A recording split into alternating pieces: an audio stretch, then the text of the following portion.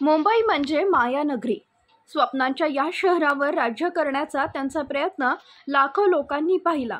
यापैकी एक नाव होतं करीम लाला. काही लोक त्याला रॉबिन हुड मानत होते, तर काही जण त्याला गुन्हेगार मानत होते. काहींनी त्याच्यामध्ये देव पाहिला, तर अनेक जण त्याच्या विरोधात होते.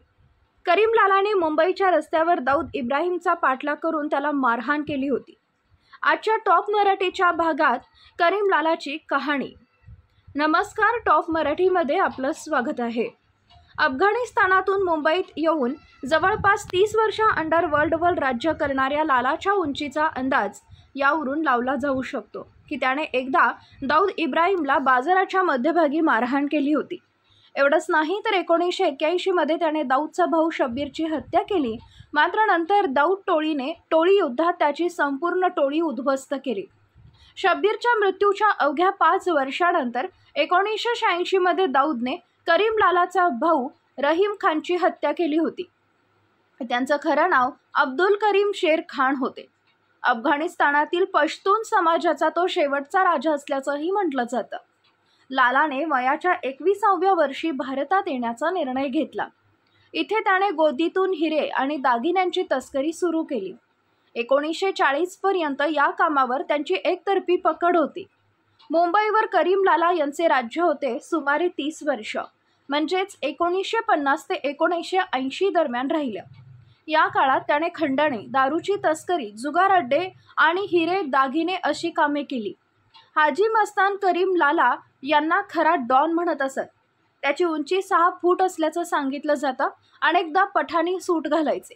त्यांच्या दमदार व्यक्तिमत्वामुळे हाजी मस्तान त्यांना खरा डॉन म्हणत. 1940च्या दशकात अंडरवर्ल्डमध्ये रक्तपात झाला नव्हता. करीम लाला याने मुंबईत अवैध दारू विक्री आणि जुगाराचे अड्डे सुरू केले होते. त्याचवेळी दाऊदने त्याचा भाऊ शब्बीर सोबत तस्करी सुरू केली. त्यानंतर तो करीम लालाच्या पठाण टोळीचा शत्रू झाला. 1981 मध्ये करीम लालाच्या टोळीने दाऊदचा भाऊ शब्बीर याची हत्या केली होती. दाऊद आणि पठाण टोळीमध्ये युद्ध सुरू झाले. दरम्यान 1986 मध्ये दाऊदच्या साथीदारांनी करीम लालाचा भाऊ रहीम खानची हत्या केली होती. वादानंतर एका महिलेने करीम लाला यांच्यावर घर रिकामे करण्यासाठी मारहाण केल्याचा आरोप केला होता. जेव्हा हे प्रकरण न्यायालयात पोहोचले तेव्हा करीम लालाला सुनावणीसाठी बोलावण्यात आले.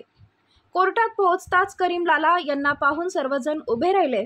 साक्षीदार पेटीत पोहोचल्यानंतर न्यायदंडाधिकाऱ्यांनी त्याला त्याचे नाव काय आहे असं विचारलं. तेव्हा करीम लाला म्हणाले, काळ्या कोटातील ही महिला कोण आहे, आमचं नाव माहीत नाही. हे ऐकताच कोर्टात हशा पिकला. लोकांच्या प्रकरणांमध्ये मध्यस्थ म्हणून गुंतून त्यांचा निपटारा करणं हा करीम लालाच्या नित्यक्रमाचा भाग होता. त्यामुळे तो इतका लोकप्रिय झाला की प्रत्येक समाजातील आणि पंथातील लोक त्याच्याकडे मदतीसाठी येत होते. तिथे गरीब आणि श्रीमंत असा भेद नव्हता. त्यांच्या मुंबईतल्या घरी रोज संध्याकाळी जनता दरबार भरवला जाऊ लागला. असं म्हटलं जातं, जिथे तो लोकांना भेटला यामध्ये अनेक बॉलिवूड सेलिब्रिटींचाही समावेश होता. दाऊदच्या तस्करीच्या धंद्यात प्रवेश झाल्याने करीम लालाला धक्का बसला आणि त्रासही झाला. दोघांमधील वैर उघडपणे समोर आले. एकदा दाऊद इब्राहिमला मुंबईतच करीम लालाने पकडल्याचं सांगितलं जातं. दाऊदला पकडल्यानंतर करीम लालाने त्याला बेदम मारहाण केली. याच काळात दाऊदला गंभीर दुखापत झाली होती.